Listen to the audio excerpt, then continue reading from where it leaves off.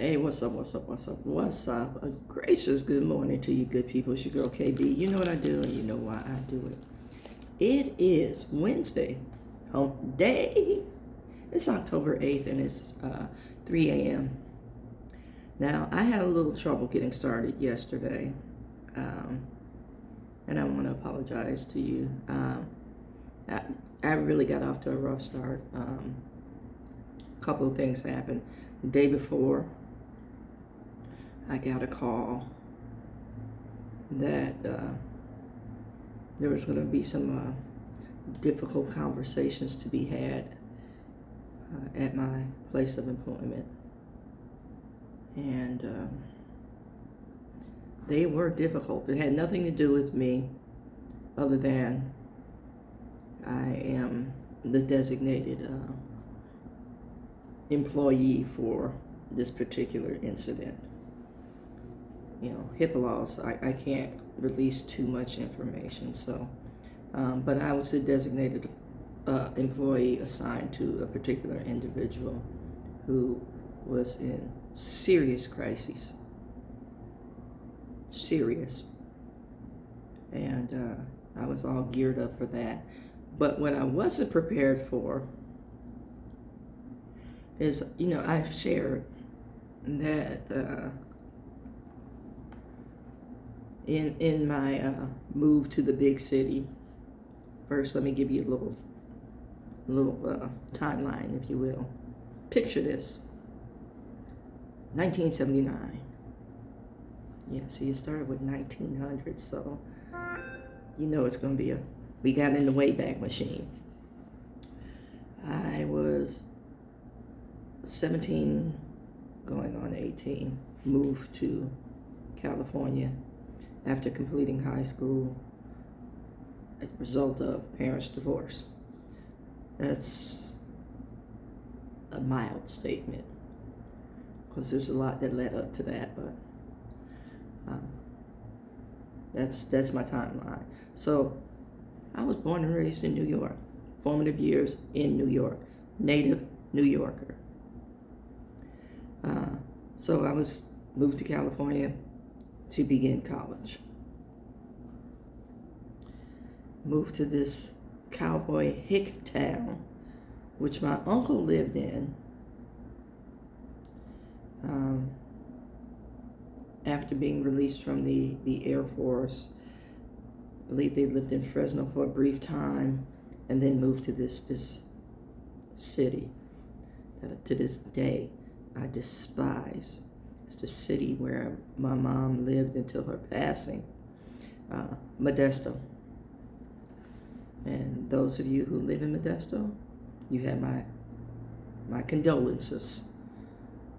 But a native New Yorker moving to this particular place, you know, that identified as a city but had no trappings to say it was a city. I will say it was a rather well-to-do farm community, because the land was not developed at the time. There were tons of strip malls. There was like a Galleria style mall, but for the majority there was farmland in the middle of what they call a city. And there's still a bit of farmland in what they call a city. There are little housing developments, you know, sprinkled throughout the city. And, you know, there are concrete slabs poured for housing. There was a man-made lake community. So I'm giving you a brief overview of the groundwork of Modesto. At the time I lived there, the logistics were blacks and Latinos primarily lived on the west side of the town. Of course, it's identified as a city, but that's where most of the people of color lived.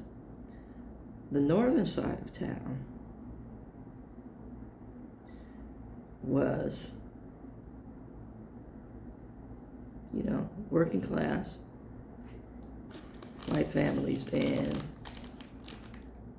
very rarely were people of color located in those communities. Of course, my mother being who she was, guess where we lived? Where they rarely saw black people. And at this point, my mother was a rather lofty position in one of the more prominent hospitals.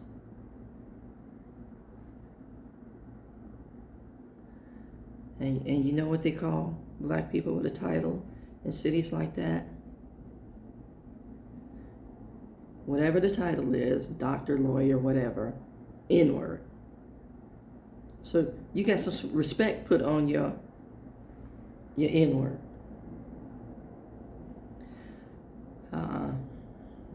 One instance, my sister, who was starting her freshman year in high school there, during their high school spirit week, people thought it was cool to dress up as Klansmen. And nothing was done. You know, I was walking a fine line between 17 and 18. And during that time, my cousins, who were biracial, you know, as soon as my uncle showed up at certain events, now I shared that my uncle struggled with being black. I have to say that. And my cousins can say what they will.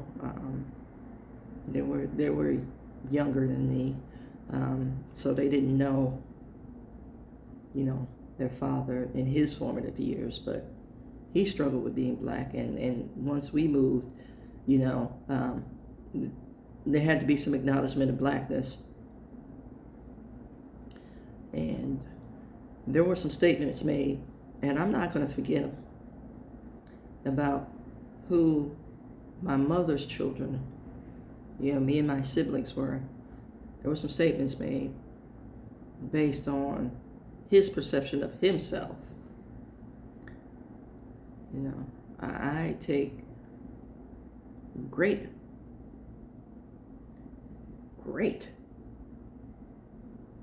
upset with those statements. One of which was that my mother's children weren't going to amount to much. You know, like we would never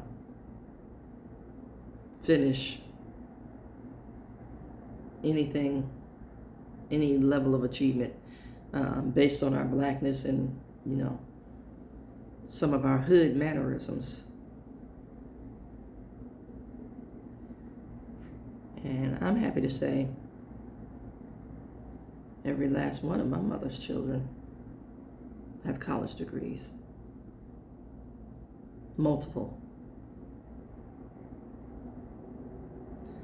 I, prior to even coming to California, was a member of the National Honor Society. My cumulative grade point average for high school was 3.89, and I finished college with a 3.89. Now, mind you, after receiving my AA, I didn't return to school for a few years. You know, that setting was not for me in the cowboy country. But I went back in my 40s and got my BA. And the senior year of my BA studies, I rocked a 4.0 while working full time. My sister went on to 2 prominent colleges and has her master's degree. My sister graduated from Cal, and my sister graduated from Duke. My brother stopped at his AA. And I think The only reason my brother even completed college is because he was playing basketball. So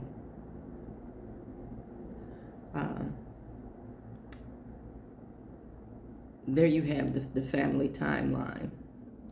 I'm going to get into the second part of why I'm telling you this in a minute.